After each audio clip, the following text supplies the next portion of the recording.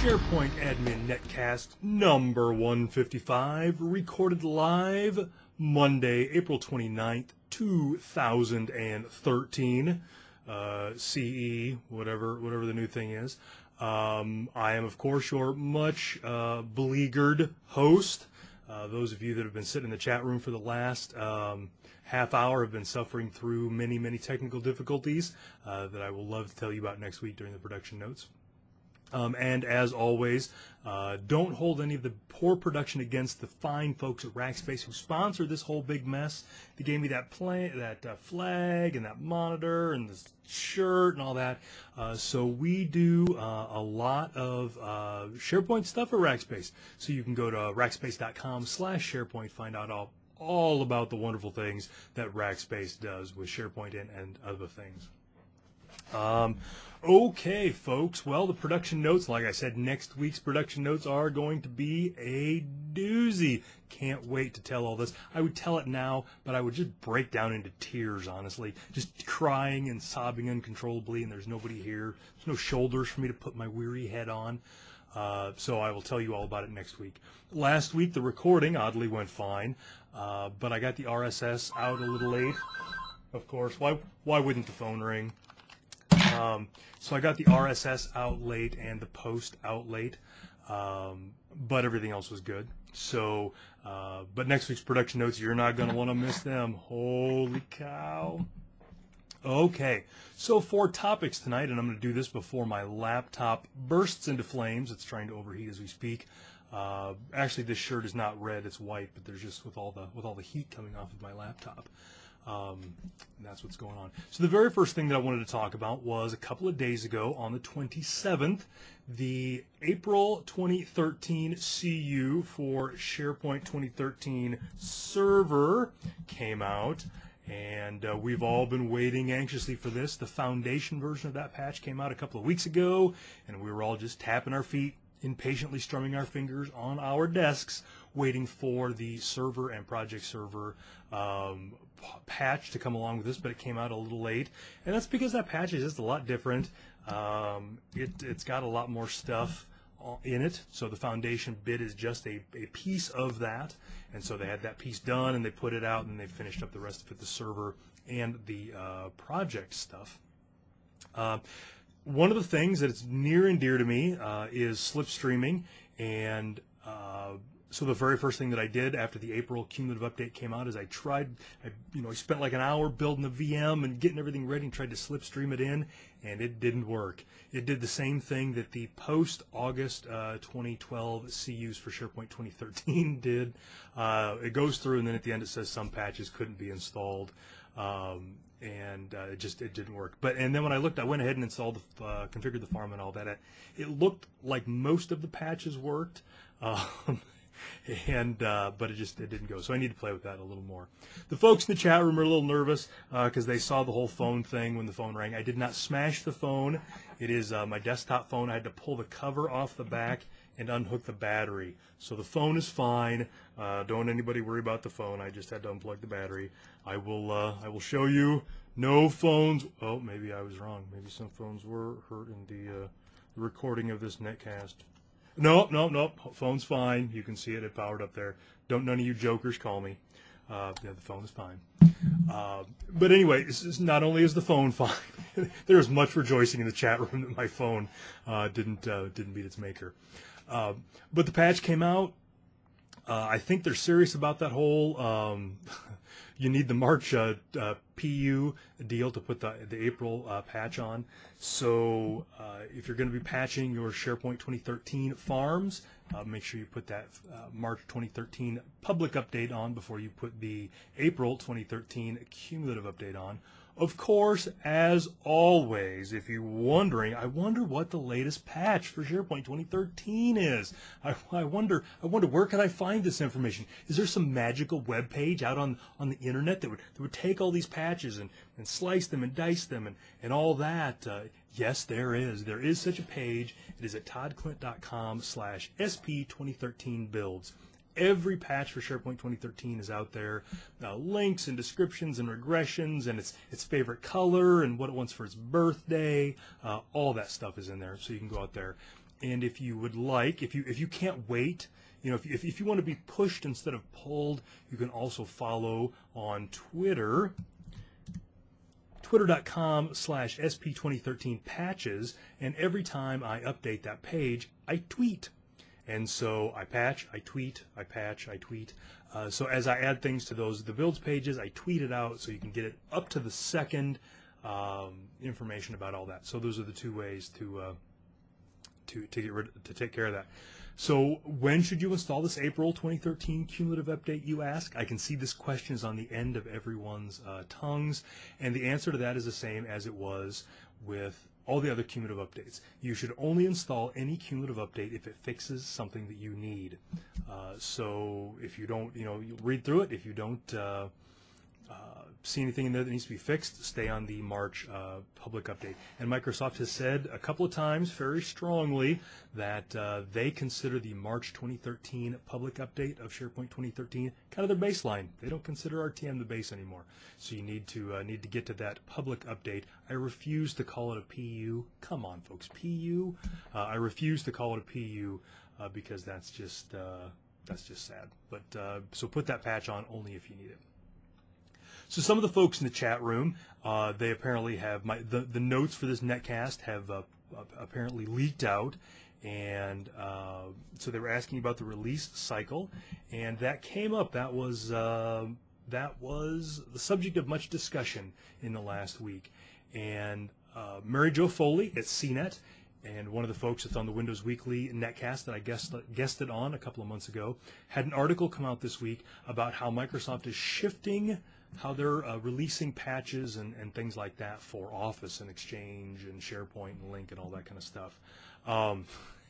And so basically her blog post, I'll let you read it. Not that Mary Jo needs the clicks. She's got like a bazillion followers on Facebook and everybody reads her stuff. But basically that they're looking to do a more rapid deployment of patches and stuff, both for the Office 365 versions of Exchange and SharePoint, but also the on-premises versions.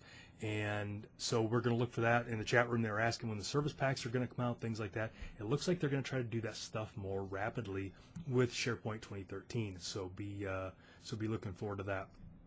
In the chat room, Chris is asking what the starting point for a brand new 2013 install should be. If you're doing a brand new SharePoint 2013 install today or tomorrow or whatever, you want to start with slipstreaming that March 2013 public update in. Don't even mess with RTM. Get that March patch in and just go from there. That's your starting spot for SharePoint 2013.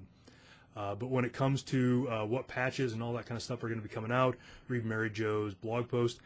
Excuse me, Microsoft is making a lot of changes in this area. They definitely find themselves hurting when it comes to being compared to things like Facebook and all that. One of the quotes I heard a while back was, you never know what version of Facebook it is that you're running. You do know that that you hate it every time they change something. You know that much, but you don't know what version it is that you hate. So they kind of got that going fine with changing the patches and all that. So I think it's going to be interesting to see how that works out and how quickly businesses will adopt that. So I think for online stuff, maybe doing the updates frequently, monthly, quarterly, whatever, is fine. For Office 365, that might be fine. But for internal IT departments, that is really tough.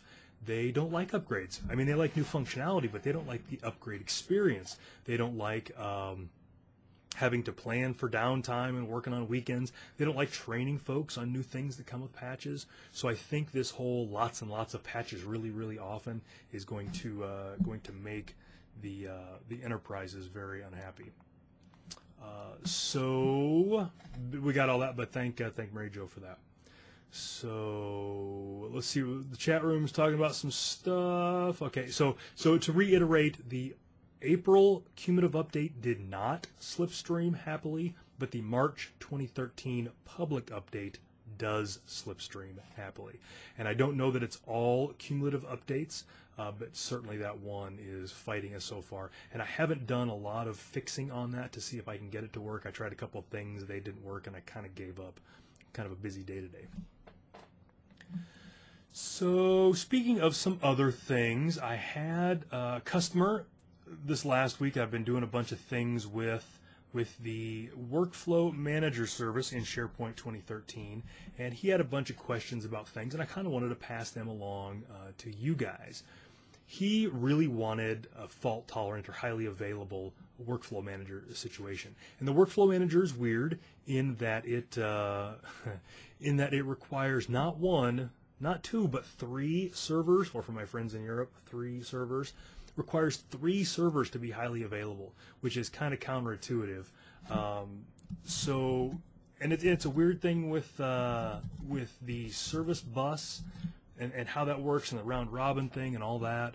And so you need 3, and you need to install your first workflow manager server, install the second one, point it at the databases for the first one, install the third one, point it at the databases for the first one.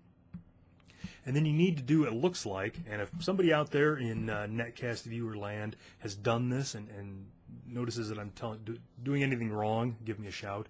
But after you get those all 3 set up, then you need to do some kind of load balancing. And we're talking like Windows load balancing service or an F5 box or some kind of hardware box.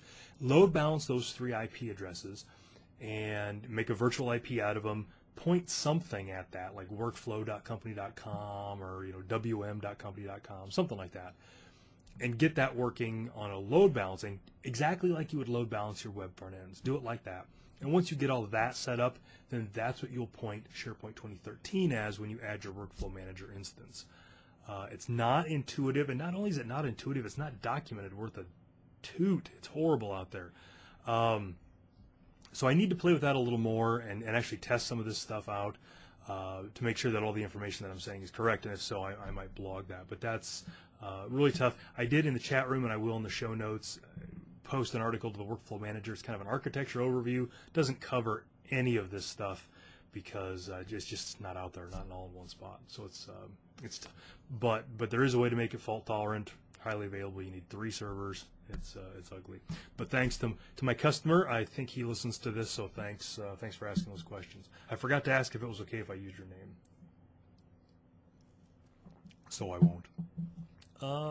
Wanted to talk about a couple of upgrade things. Okay, so I have a customer, and this customer's still running SharePoint 2010, but all the same stuff works for SharePoint 2013 as well.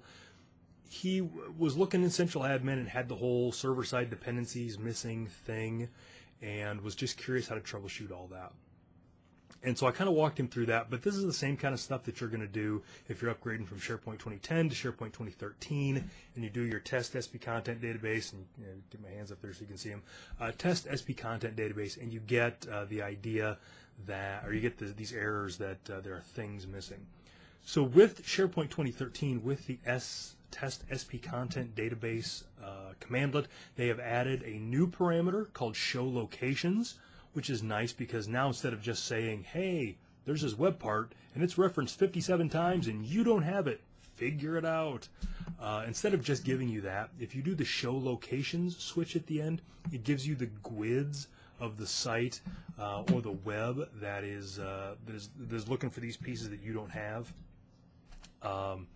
And so that helps a little bit, but also some of the things that you can do is if you've got a web part that's showing up like that, you can go into your content database into a non-production version, very, very important, non-production version of your database into the web parts table, and you can do a query for the GUID that you're looking for.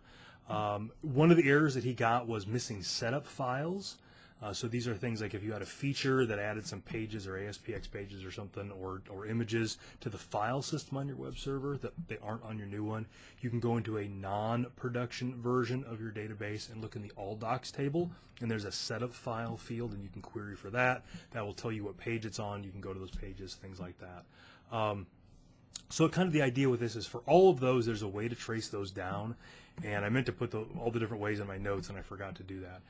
One of the things that you can do is there's a guy in the UK named Phil Childs, and his website is get-spscripts, I believe, .com.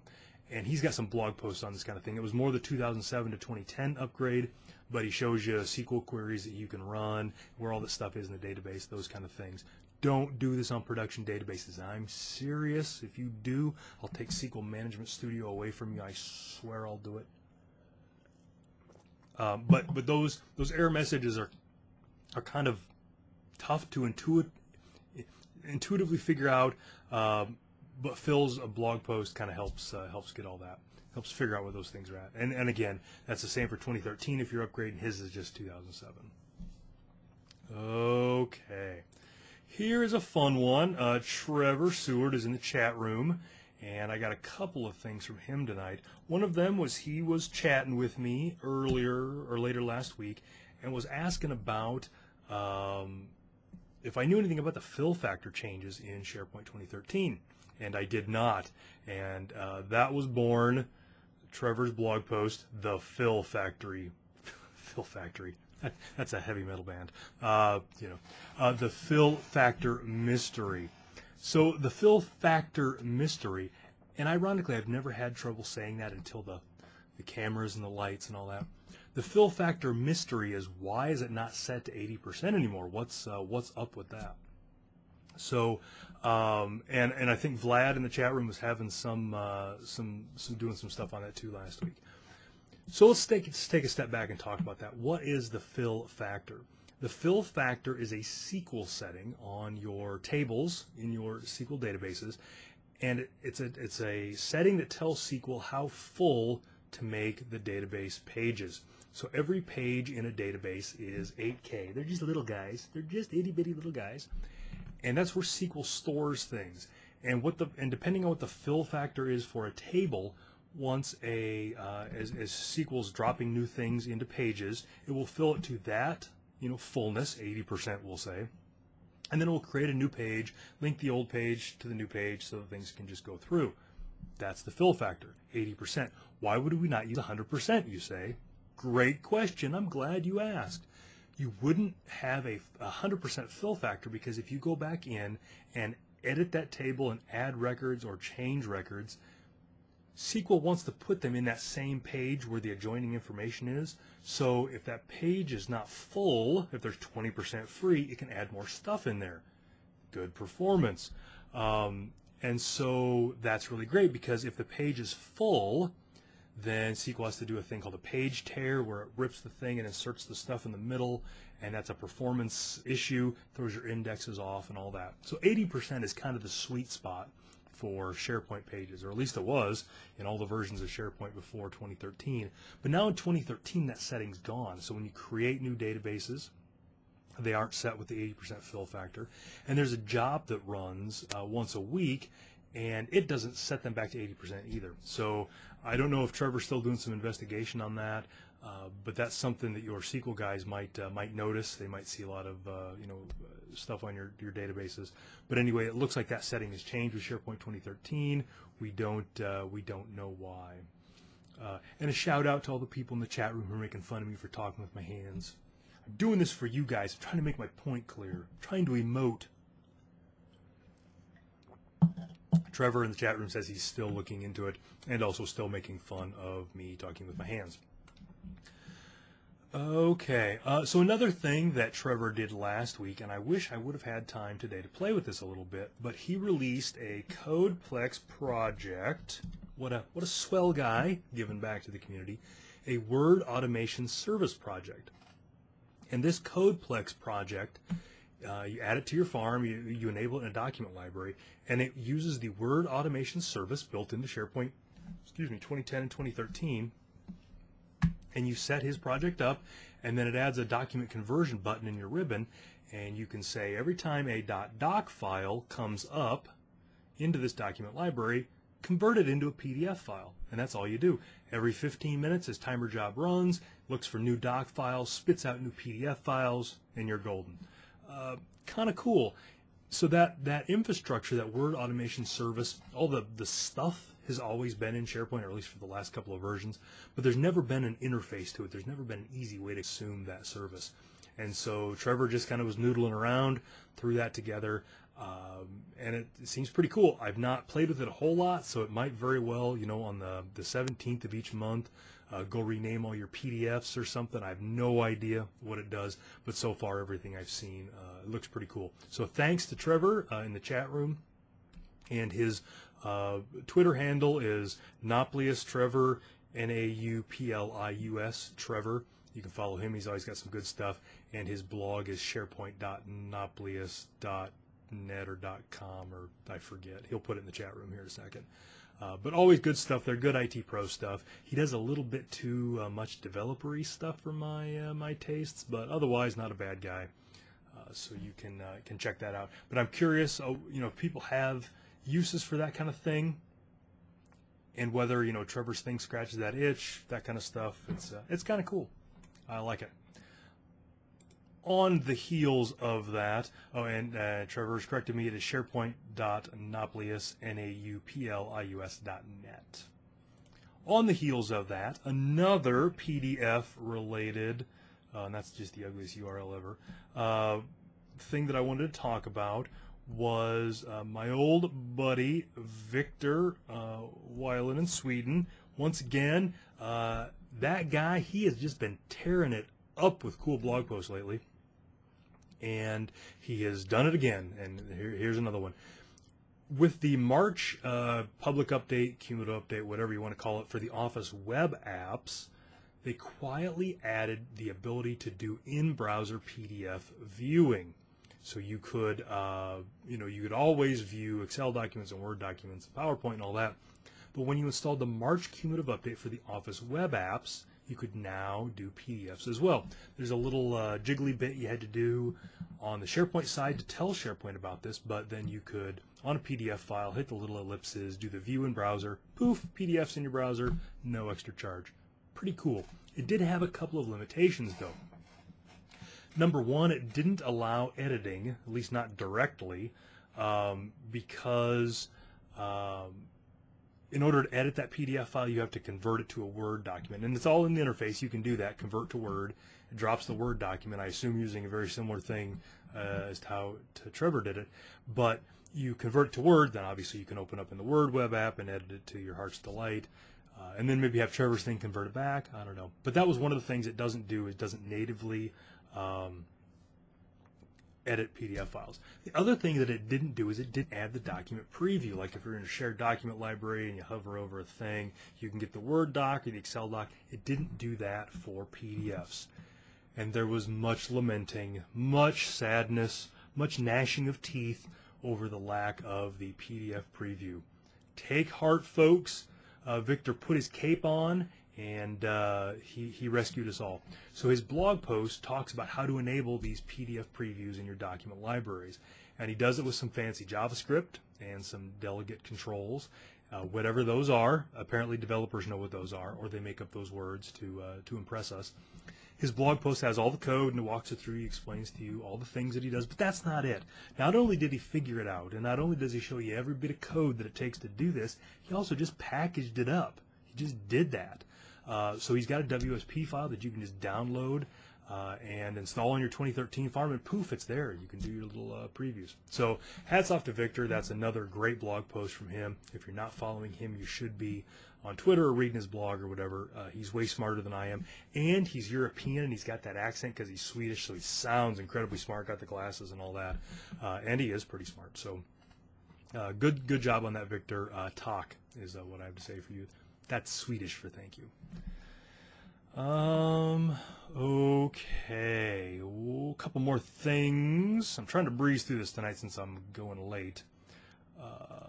All right, so another great blog post that I saw last week, and just one of those, this isn't necessarily something you can put to practice, but just interesting how things work.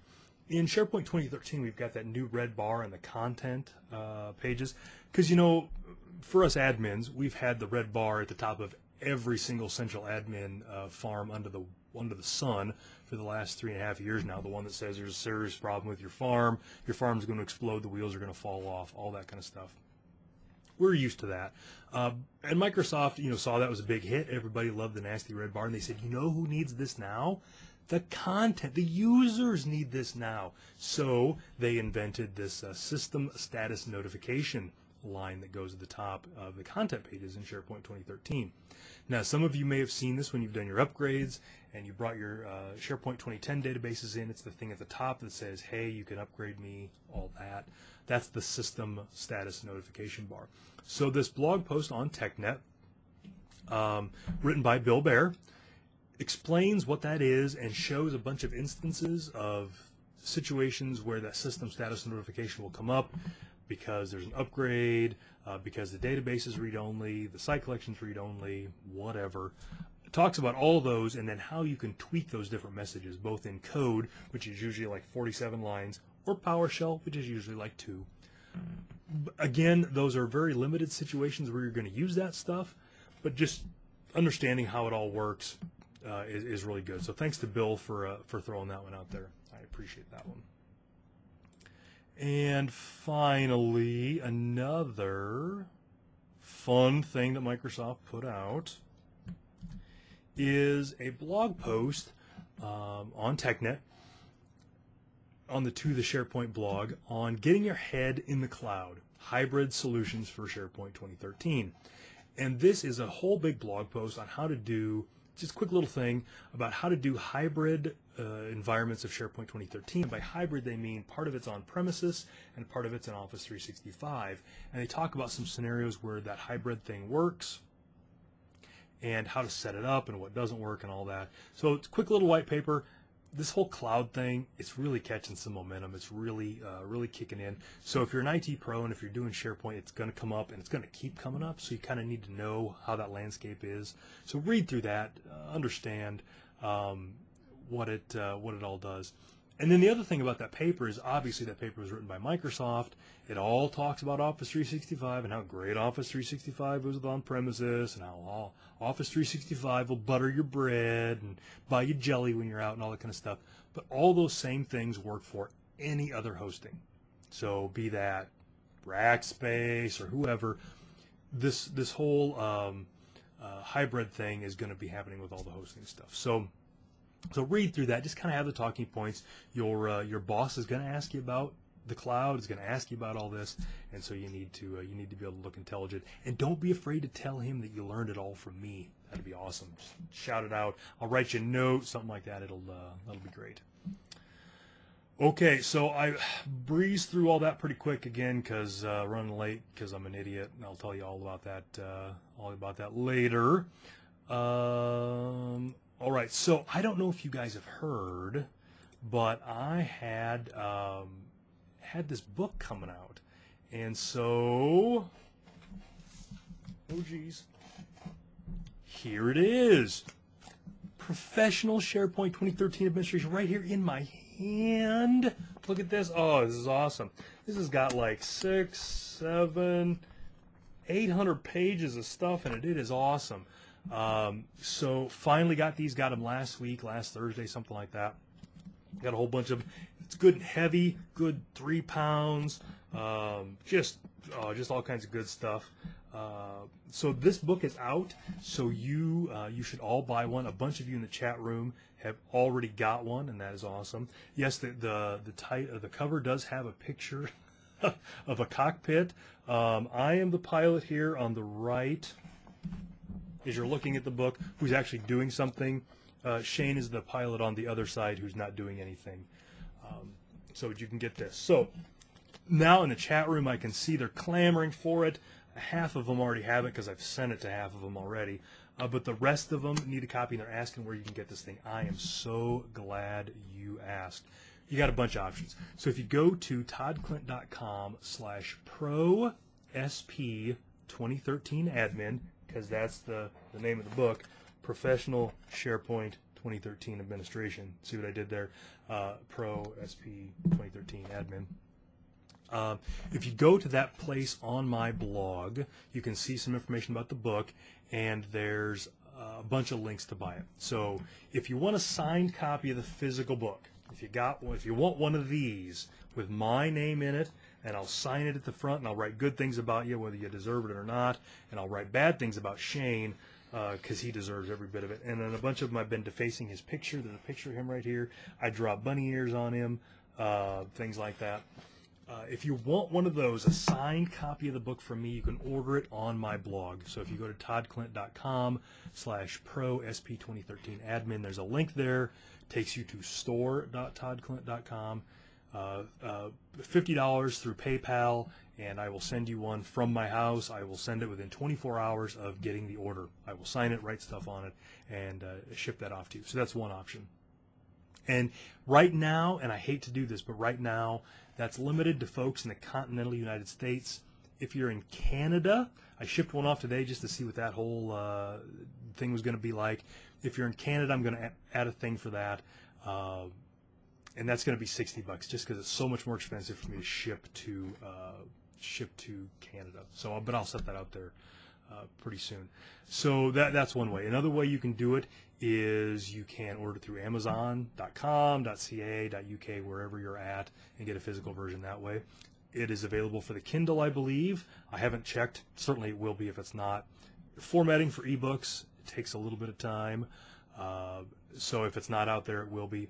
Also, you can order it from Rocks.com, and they will sell you an un-DRM'd version of the book. So I think you get like an EPUB and a Mobi or something like that. So whatever your e-reader of choice is, and I think maybe even a PDF, I don't know. So there's a lot of different ways that you can get it. So if you want one from me, again, you can order it on my off my website. Extra $10 for the shipping to Canada because it's just so expensive. So a couple of questions in the chat room I'll go ahead and answer. Chris is saying, I heard the SharePoint 2010 admin book is better. Chris is saying that because he just bought a copy of the SharePoint 2010 admin book last week and got it the day before that one came out. So he's a little doing that sour grapes thing. Don't listen to Chris. You can't trust Chris because not only did he buy the 2010 book when the 2013 book was on its way out, when he sent me the address to send it to him, he sent me the wrong address, so I shipped it someplace other than where Chris actually is. So Chris can't be trusted. So a couple other folks asked about chapters. Let's see. Buck asks, how many authors are there in the book? Well, there are 3 on the cover, and my name is last. It's clearly because they're saving the best for last. So they did Shane and then Steve, and then I'm pulling up the rear there. But in reality, we had some help from a bunch of our Racker friends. Writing a book like this is a heck of a lot of work, especially if you are writing it on software that's not out yet. So if you look in the credits page, there's a chunk of contributing authors. And those folks wrote some of the other chapters. So we each had so many chapters, and then we had some help with some of the chapters from other people. So those are some of the contributing authors. And Laura Rogers is in the chat room. Hey, Laura, good to see you. Been a while, girlfriend.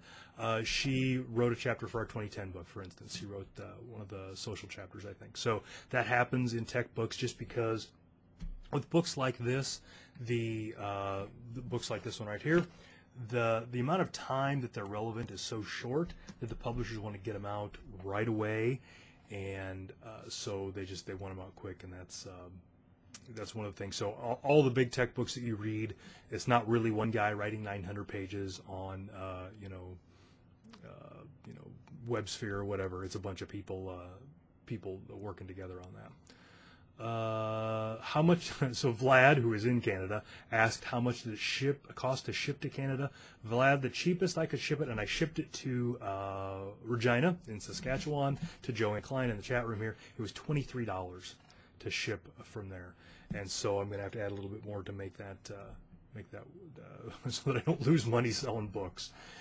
Blake Olson in the chat room, he works for the Army, and all of the U.S. taxpayers are buying him a copy, so everybody say you're welcome to Blake.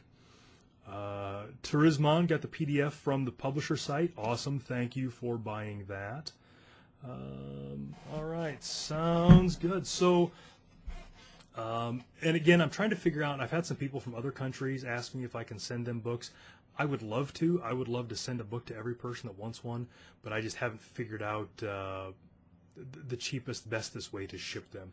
And another thing that I'm considering is for people who are in, For instance, I had a guy from Iceland want a chapter.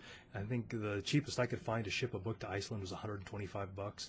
So what I'll probably do is have him buy the book from wherever he buys books, and then I was thinking about shipping him a sticker, to stick on there that I would sign and write all that. So those kind of things. But if you're curious about getting the book or whatever, shoot me an email, hit me up on Twitter, whatever. I would like to help you out. If you have the book, it is worth gold if you put a review on Amazon. The Amazon is the big wig and all the publishing stuff. If a book is popular on Amazon, it's popular everywhere. People go everywhere to read come from everywhere to read Amazon reviews. So I appreciate it if you put reviews on Amazon, good, bad, otherwise. Do all that. So okay, so that was good. So one more deal. Buy the book. I appreciate that. Thank you very much. Okay, so for the rest of the shameless self-promotion bit of the show, I'm going to be at TechEd in North America the first week of June, and I know a few folks that are going to be there. I don't know what fun stuff I'm going to be doing. I don't know if we're going to have book signings or anything like that, but you can still sign up for that. I am doing a pre-conference session there. And you can sign up for that at northamerica.msteched.com. And if you're the European sort, if you're doing the Europe thing and don't want to come over to New Orleans, there's going to be a TechEd in Madrid for you guys. I've heard Madrid is beautiful in June, and I'm going to be there. You can go to europe.msteched.com and meet up with me there. I'll be doing a couple of sessions, the pre-conference and all that. Had one guy from Europe ask if he could buy a book over in Madrid. Yeah, I think we can probably do that. The books are heavy. They're 3 pounds a piece, so I can't take a lot of them over. But if you're in Europe and you want a signed one and you can wait until June, then I can bring one over, something like that. So also, I'm probably going to trot some of these around to TechEd and all that. I assume you'll be able to buy them at the store, but I might try to sell some there too. We'll see. But people want the signed copies. The whole reason I did the signed copy thing this time was because last time somebody asked me about that. So I thought I would offer that. We'll also be at SP TechCon in August. That's August 11th through the 13th, I think. Not for sure what I'm talking about there, but I think that's on their site at sptechcon.com. And finally, last week, I got to do a really fun thing. My buddy Hilton Giesenau, from South Africa, interviewed me for his SharePoint show, the Moss Show. And I've been on there a couple of times, but he interviewed me last week, and it was a riot. Held way back. It was good just talking to him again. Not sure when that's going to be published, but don't be afraid to pester Hilton. He's on Twitter at The Moss Show. And just go ahead and tell him that you really, really, really want to hear the episode with me, and that will be good once he gets that out. And it was funny, after we recorded the whole thing, I recorded my half, he recorded his half, and then later that day he's like, "Oh, it was the craziest thing. I lost mine. My drive crashed. I don't know what's going to happen," but he had got it backed up and all that. So hopefully it wasn't so bad that he had to pretend that he lost it. But whenever that's out, I'll let y'all know. I'll probably tweet it, but that was a lot of fun. And if you like that kind of stuff, tell Hilton. Hopefully he'll have me back. If you guys listen to any other SharePoint things and you want to hear me on there, by all means, let him know. I'll talk to anybody. I'm easygoing. So we got that going. So everybody, thanks again. I apologize for the technical difficulties at the beginning of the show. You guys are gonna love what caused it. I think I figured it out towards the end there. So I'm going to try a couple things, but thanks for sticking with me. The chat room. So I mentioned that that I was going to give away a copy of this book. So this very book right here, if you are in the United States, only, and in the lower 48 too, not those other 2 states, I'm going to, geez, how even to do this? I'd open up Excel, but Excel would probably crash. So I'm going to try it. I'm going to generate a random number. We'll see who can. I apologize. I was going to do something better for this, but then my machines started melting down, and it was Bruce. I would love to. So Bruce Albany's in the chat room, and he's in Australia. and he's very sad because he can't win a copy. I'm trying to figure it out. I got a bunch of people in Australia that want signed copies of this book. I would love to hook you up. I just don't know how. I don't know how to do it. Okay. Well, Vlad, I'm worried that my box is going to melt down if I add one more thing. Oh, so Mike Robbins. Mike Robbins, are you in the U.S.? If you say that you are, I've got good news for you. Blake's saying I could save the taxpayers a lot of money right now. I see what you're doing there, Blake. Mike Robbins, are you in the U.S.?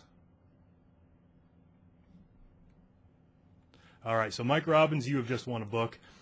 Mike Robbins gets this book, and stay in the chat room after we get done, Mike, and give me your details, or your deets as the kids call them these days, because I was going to open up Excel like a punk, like an idiot. I was going to open up Excel to get a random number, and Mike said 2 words to me: get dash random. Right? Right? All right. So what I don't know is how do I see? Let's do that.